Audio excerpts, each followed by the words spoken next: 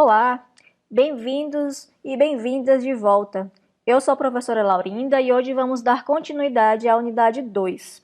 Na primeira parte da unidade 2, já aprendemos sobre diretrizes curriculares nacionais gerais para a EPT, incluindo os conhecimentos sobre eixos tecnológicos, modalidades educacionais, itinerários formativos e outros. Agora, nosso objetivo será aprender sobre formação docente na educação profissional e técnica e prática docente na EPT por meio de estudos de caso.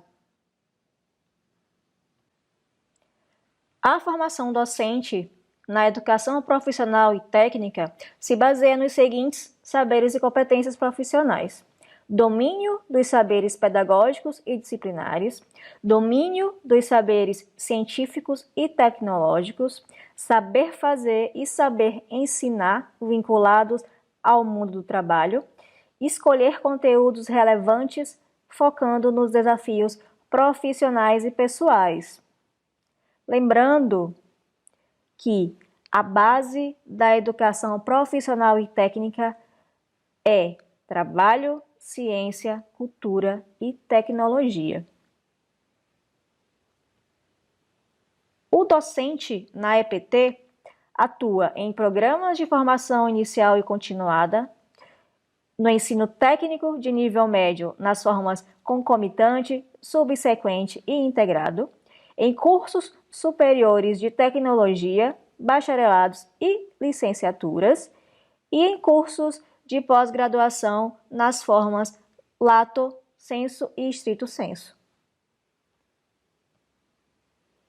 Para saber mais sobre a formação docente na EPT, basta vocês lerem o capítulo 17 das Diretrizes Curriculares Nacionais para a Educação Profissional e Tecnológica. A prática docente na educação profissional e técnica envolve inúmeras atividades dentro do ensino, da pesquisa, da extensão e da gestão. São elas: planejamento, escolha e execução de ações educativas teóricas e práticas dentro e fora da instituição, discussão e proposição de conteúdos e currículos relevantes, definição e execução de estratégias de ensino, escolha de recursos didáticos apropriados, elaboração e execução de atividades de avaliação, participação e execução de reuniões, conselhos e eventos, elaboração e execução de atividades de pesquisa e extensão, gestão de setores, supervisão de estágios, orientação de TCC e outros. Agora vamos ver na prática como se dá o exercício da docência na educação profissional e técnica. Trazemos como primeiro estudo de caso o artigo Prática Docente em Trabalho e Educação no Instituto Politécnico da UFRJ, um relato de experiência em atividades educacionais de autoria do Rodrigo Oliveira. Cabe destacar que o Instituto Politécnico é uma escola de educação profissional, técnica e tecnológica vinculada à Universidade Federal do Rio de Janeiro. O Instituto Politécnico segue uma formação integrada baseada em uma tríade entre trabalho como princípio educativo, politecnia como método de formação e pedagogia de projetos como metodologia. Trabalho como princípio educativo, como lembramos, é a base da educação profissional e técnica.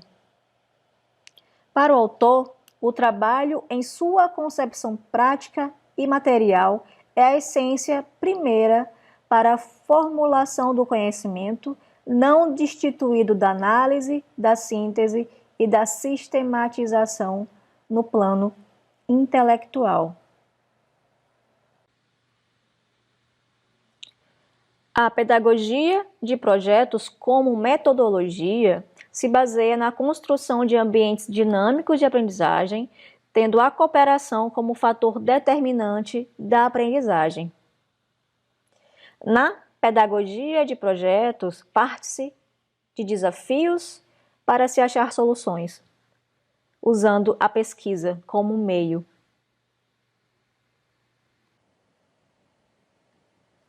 Já a politecnia, ou método politécnico, como método de formação, se baseia na apropriação da ciência por parte dos sujeitos, numa relação indissociável do trabalho manual com o intelectual, não sobrepondo um ao outro, além de uma educação crítica e contra-hegemônica como forma de superar a divisão social do trabalho e as relações de dominação existentes.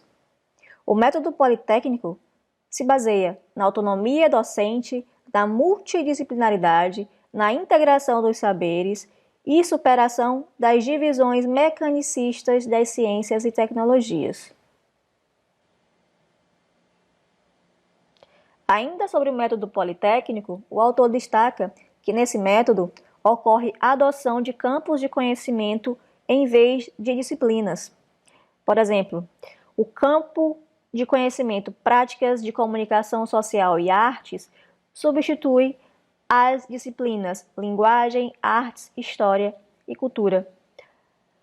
O campo de conhecimento ciências ambientais substitui as disciplinas biologia, geografia, química e física.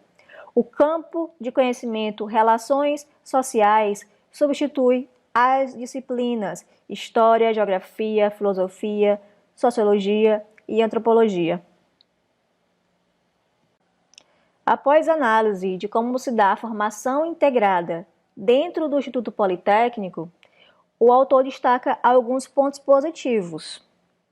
O professor funciona como planejador de atividades e orientador das necessidades individuais ou coletivas dos alunos. O trabalho surge como princípio educativo não engessado. O trabalho pedagógico funciona como atividade criadora, onde os produtos são socialmente úteis. A ciência não é linear e não é evolucionista. O autor também destaca alguns pontos negativos. Destaca o desconhecimento geral sobre o método politécnico e sobre a pedagogia de projetos por parte dos próprios docentes e discentes. Ressalta a falta de registro e esclarecimento das atividades a partir das bases orientadoras para o acesso e apropriação do conhecimento. Destaca que as leituras sobre os métodos e metodologias adotados na escola ficam no campo muito mais racional e teórico do que prático e vivencial. O segundo estudo de caso que trazemos é o artigo A Formação Docente para a Educação Profissional Técnica e sua influência na atuação dos professores do Instituto Federal do Amapá, campus Macapá, de autoria de Isabela Guedes e Liliane Sanches. Nesse artigo, as autoras discutem a carência de docentes qualificados para a educação profissional e técnica, tendo a hipótese de que é mais complexo para os professores não licenciados atenderem às demandas no âmbito educacional. E buscam responder se a formação ou complementação pedagógica ofertada para os professores não licenciados estaria sobrecarregada apenas de teorias sociológicas, psicológicas, didáticas e filosóficas que são trabalhadas sem nenhum tipo de relação com o ensino, com o mundo do trabalho e com a realidade prática da escola. Como principais resultados junto aos professores não licenciados, as autoras identificaram que esses professores não licenciados estão mais concentrados na área de formação técnica. Eles possuem maior titulação se comparado aos professores licenciados. Os professores não licenciados desconsideram a importância da formação pedagógica. Eles possuem menor tempo de exercício da docência, porém possuem mais tempo de atuação dentro da própria EPT. E possuem maior saber prático e maior saber oriundo da experiência profissional. Junto aos professores licenciados, as autoras identificaram que eles estão mais concentrados nas áreas de formação geral, possuem maior tempo de exercício da docência, consideram que a formação pedagógica é fundamental, apesar desta não ser dirigida à educação profissional e técnica. E na concepção desses professores, educar para o trabalho envolve saber didático, pedagógico, disciplinar e prático. As autoras destacam ainda que dentro desse Instituto Federal existem professores sem formação pedagógica para exercer a docência, que existem também professores com formação pedagógica, mas sem experiência docente na educação profissional e técnica. Destacam que os professores, no geral, consideram a formação pedagógica parcialmente satisfatória, sendo resistentes à participação nessas formações. O trabalho de sala de aula, a prática pedagógica e aspectos metodológicos não foram vistos como dificuldades para esses professores, porém, eles apontaram dificuldades quanto aos aspectos da infraestrutura e organização, excesso de carga horária em diferentes níveis, formas e modalidades de ensino.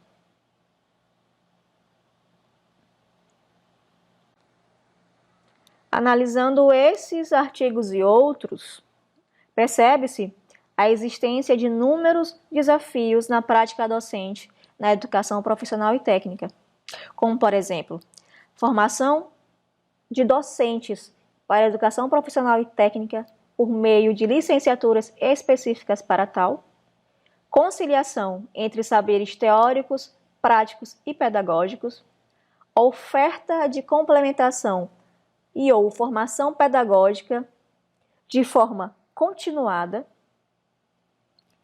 diminuição da heterogeneidade dos professores na educação profissional técnica, pesquisas e produção de conhecimento no campo da educação profissional e técnica, superação da cultura interna de algumas instituições que levam docentes a ter um trabalho contra-hegemônico.